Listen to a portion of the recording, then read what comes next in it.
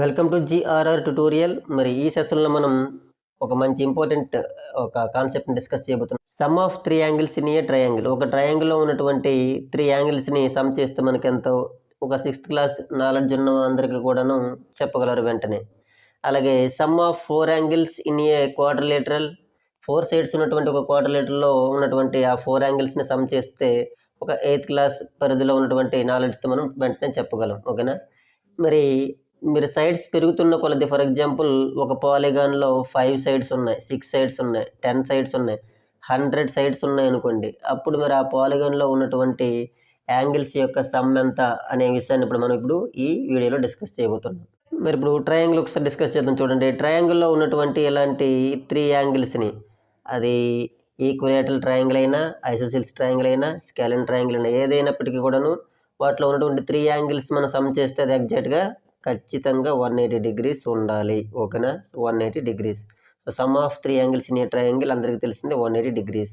For example quadrilateral, any type of quadrilateral, for example square, rectangle, kite, what ever it may be, any quadrilateral, 4 sides ఉన్నటువంటి ఒక quadrilateral, అందులో ఉన్నటువంటి యాంగిల్స్ని మనం 4 యాంగిల్స్ని కూడా some చేస్తే it must be 360 degrees, 360 డిగ్రీలు ఉంటుంది. It is clear.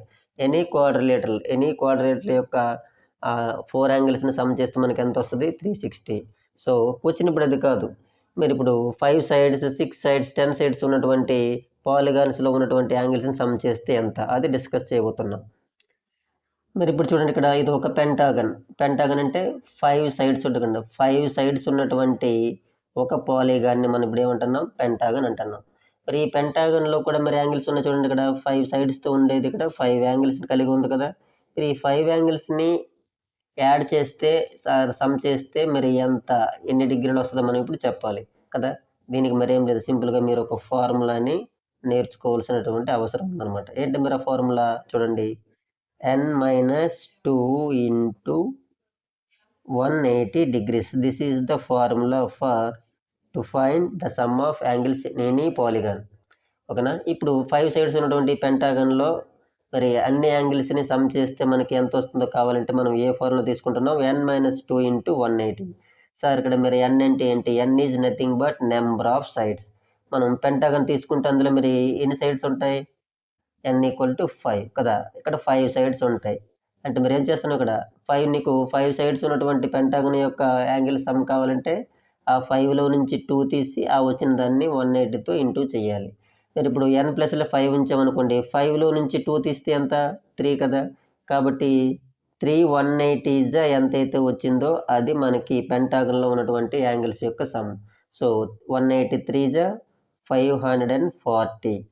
So 540 degrees అనేది పెంటాగన్ యొక్క యాంగిల్స్ యొక్క సమ్ అనమాట. మరి 6 సైడ్స్ ఉండే హెక్సాగన్, మరి ఇక్కడ సేమ్ అదే ఫార్ములా అప్లై చేయాలి. n-2 into 180లో ఈసారి n ప్లేస్లో మనకి హెక్సాగన్ అంటే 6 సైడ్స్ ఉంటాయి. మరి ఈ 6ని మనం సబ్స్టిట్యూట్ చేసామనుకోండి, nలో నుంచి అంటే 6లో నుంచి 2 తీస్తే 4 కదా. సో 180ని మనం ఇప్పుడు 4తో ఇంటూ చేయాలి. ఓకేనా? మరి 184 720 720 డిగ్రీలు అనమాట. కాబట్టి హెక్సాగన్ యొక్క యాంగిల్స్, అన్ని యాంగిల్స్ని మనం సమ్ చేస్తే మనకి ఎంత వస్తుంది? 720 డిగ్రీస్. ఇక్కడ ఆక్టాగన్ 8 నెంబర్, ఇక్కడ చూడండి నెంబర్ ఆఫ్ సైడ్స్ ఇక్కడ 8. మరి 8లో కూడా 2 తగ్గించాలి కదా. 8లో 2 తగ్గిస్తే 6. ఆ 6ని మనం 180తో మనం ఇంటూ చేస్తాం. సో మీకు ఇప్పుడు ప్రశ్న అనమాట, మరి 100 సైడ్స్ ఉన్నటువంటి, చూడండి ఇక్కడ n = 100.